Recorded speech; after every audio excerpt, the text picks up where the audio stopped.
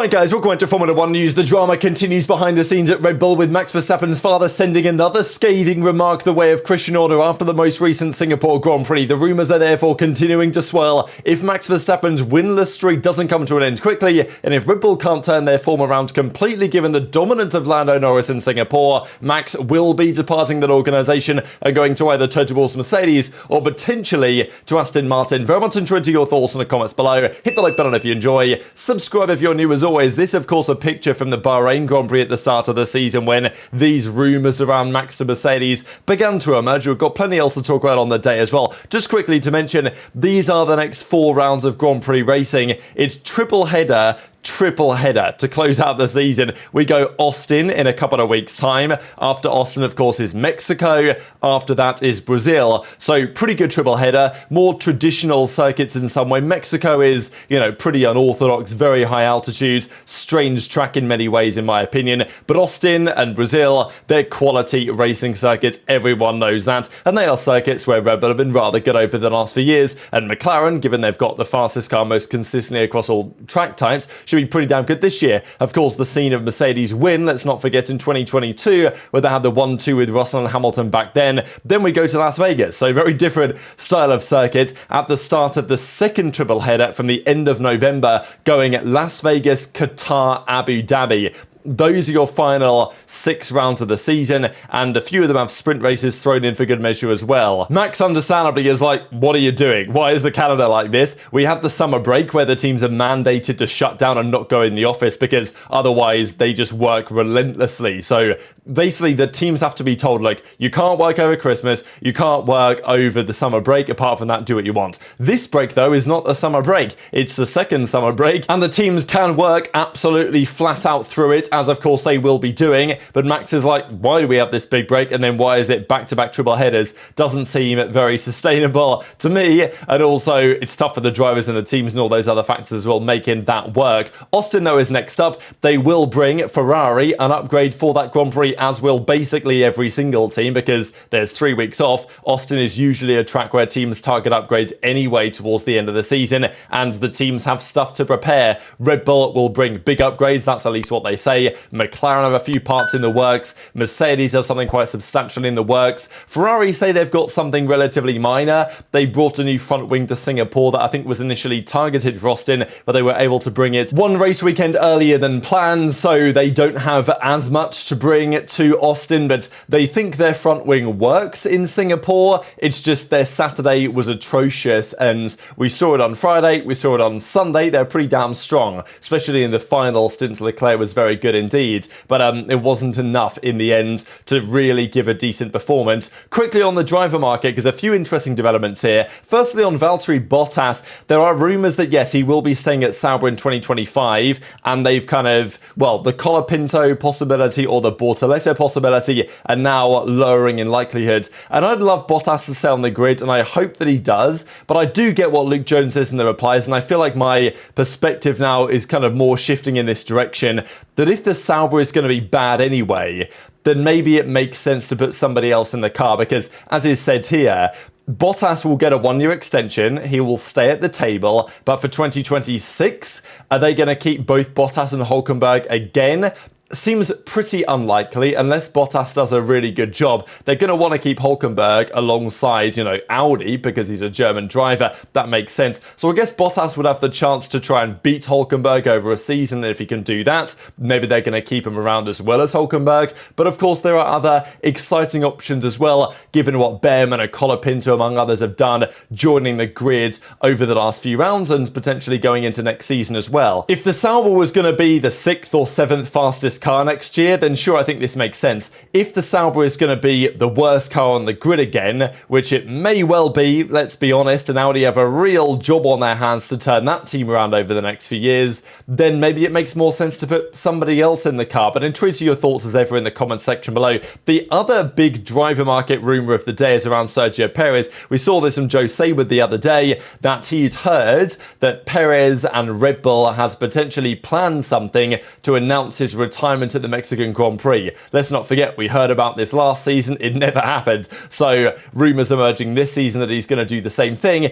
in the grand scheme of things, could make a bit of sense. Yes, Perez has signed a longer-term deal, but if Red Bull aren't happy with his performance, and Perez would want to go out on, reasonably, not exactly a successful campaign, but at least go out with some dignity, as it were, rather than getting fired, he could kind of do so on his own terms by announcing it there and, deciding that he wants to step away, whatever, I don't know. But it's a possibility. You can understand the logic potentially behind it, but it doesn't seem like it's going to happen. So that was the rumour, that Red Bull had worked out a plan for Perez to announce his retirement then. But the latest update is not from anyone at Red Bull, not from Sergio Perez speaking to the media, but Sergio Perez coming to the Twitter timeline to drop a Wolf of Wall Street clip. So this is like, in my kettle of fish over at esports, where I'm like kind of originally doing this stuff from and first engaged with this type of content in that space, this is all it is, right? People go on Twitter and they post something and that's how it works. In Formula One, it's more serious. We talk to the press, we talk to a journalist, we give our perspective there and then they report on things. But I love this. This feels absolutely right to me. Head to the timeline and deal with the situation yourself. So Perez comes out with sorry and then like 6 crying laughing face emojis and drops the Wolf of Wall Street, I'm not effing leaving clip here, and everyone's absolutely buzzing about it. So great movie, of course.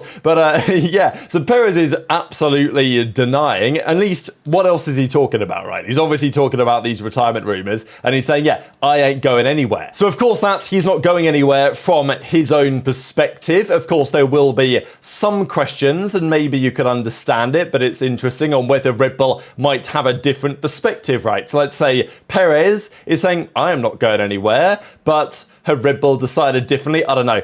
I guess the reality is that if Perez is saying this, he is certainly not himself deciding to go, and therefore these rumours about a plan of his retirement in Mexico are probably unfounded as well, because if Perez doesn't know anything about this plan, then probably the plan doesn't exist. Now, whether Red Bull themselves would decide otherwise is a different question. Is Perez guaranteed to not be leaving? I wouldn't be so sure if I was Checo Perez personally. Now, look, he's got big backing, he's got big major supporters, he's got some serious funds in the Red Bull bank account from his boys over in Mexico, and that is a factor in why they're keeping him around. But at the same time, the reality is, as we've discussed over the last few days, the fact that Ricciardo's been let go by RB and Lawson's coming in only really makes sense in the context of Lawson being at least considered for the Red Bull seats. Let's not forget, Lawson does not have a deal for next year at RB. He said the other day his contract with that team is just for the final 6 races. He doesn't have a contract for next year anywhere as it stands. He will likely continue within Red Bull to some degree.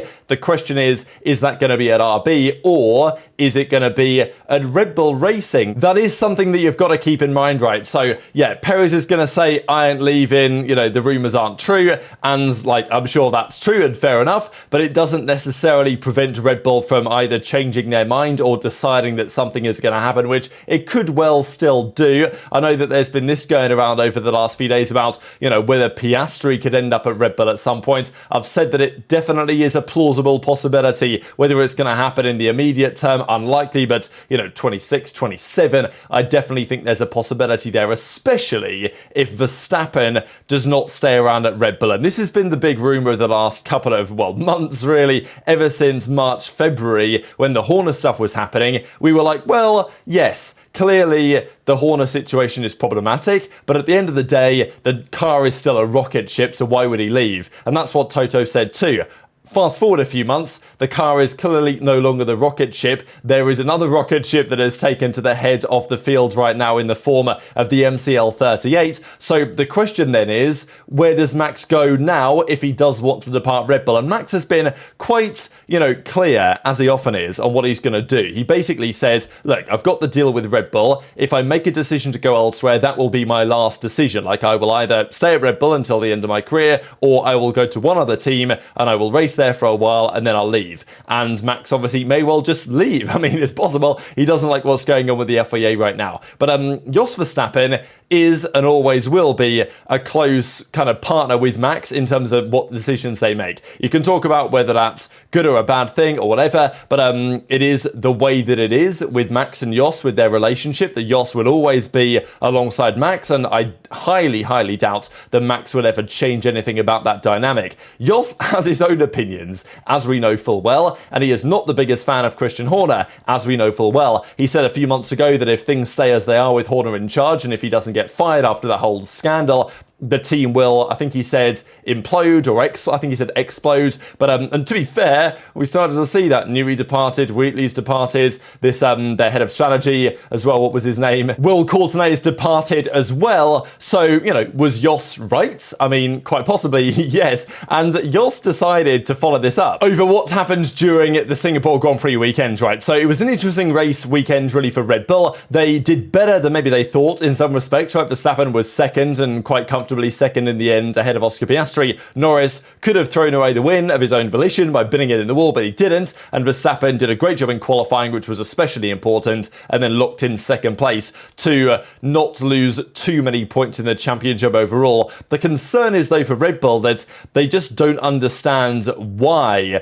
the McLaren is so much faster than they are. Now, we know the McLaren can ride the curbs and the bumps far better than the Red Bull can. That is a major advantage around Singapore, but on the medium tyre, Lando was like 9/10 to a second a lap faster, and that's a shorter lap than it used to be, right, around Singapore. And Marco said Lando's dominance is mainly on the medium. He was picking up so much time. It's extraordinary that even if our cars, he says, the Red Bull cars, were optimized, so, you know, perfect performance window, take all of their learnings for the weekends, tweak the cars, get everything absolutely pinpoint perfect, and they got pretty close, but they could have probably done better. Then he still says, like, Verstappen wouldn't have been able to get too close to those times. And we wonder how that's possible. We wonder how is it possible for the McLaren to be quite so fast, and they say they have more upgrades on the way. So the point is, I guess, for Jos and also for Max, that the delta in terms of performance right now is concerning. And yeah, sure, Max probably will hold on to this year's championship, but it's not just about that, is it? Because McLaren right now have a faster car.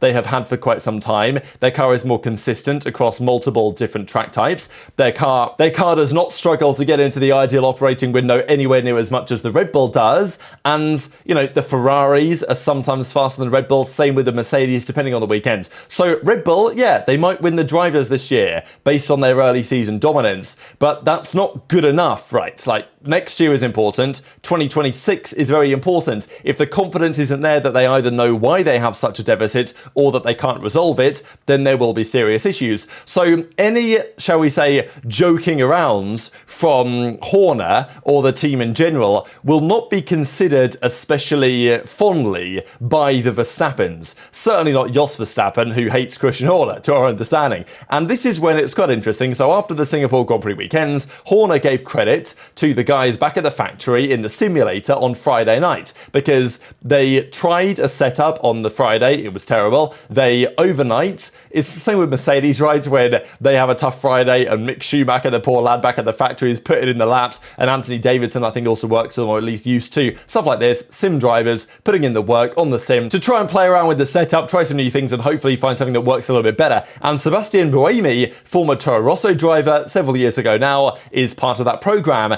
And Horner kind of joked around about that crucial Buemi session on Friday nights, because, you know, it certainly helped the team, and it's cool in a way that Horner's giving some credit to their guy back at the factory, putting in the work and helping them with the setup for the Saturday and the Sunday, and potentially beyond as well, depending on how important Singapore will be elsewhere. Probably not, let's be honest. There'll be different circuits and therefore different setups for other tracks. But Horner joked around and said, oh yeah, well, he was up late. He was consuming plenty of Red Bulls to keep him going. He played an important part, as the whole team did, working hard, long days, long nights. With the benefit of there being no factory shutdown over the next 3-week period, it's going to be a busy period of activities. But yeah, Jos Verstappen just came and said, cut out the stupid crap, Horner, what are you talking about? So, you know, I don't really think there's anything massively wrong with what Horner is talking about here. I think it's probably just the tone that pissed off Jos Verstappen. And you're seeing this thinking, look, Horner, you might be joking around about, you know, your sim driver consuming all the Red Bulls. That's because you couldn't set up the car right on Friday because you had no idea what's going on. Max hasn't won a race now in like 7 or 8 races. Like, fix your car type thing. I think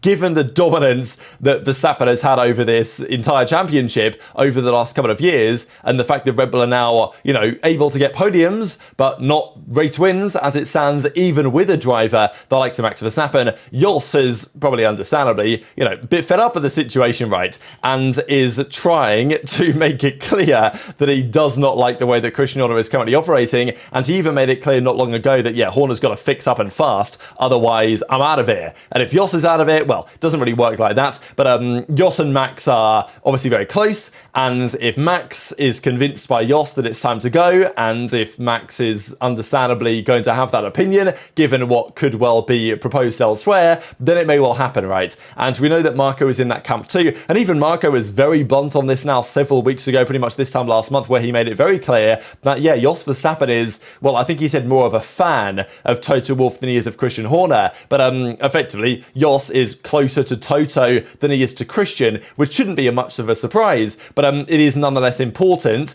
given that there were then rumours about a week and a half ago that Jos Verstappen has a handshake deal with Toto Wolff and Mercedes for Max to drive there, which, look, Toto's not going to say no. Toto's going to shake his hand and say, yeah, sure, you want to bring Max here? Absolutely. But whether Max goes, that's another question, but it could well be inspired if the changes that he wants to see, Max and Jos, do not happen from now to the end of the season, right? And the other options are viable as well. I mean, we're going to discuss Aston Martin in about a 30 seconds or so.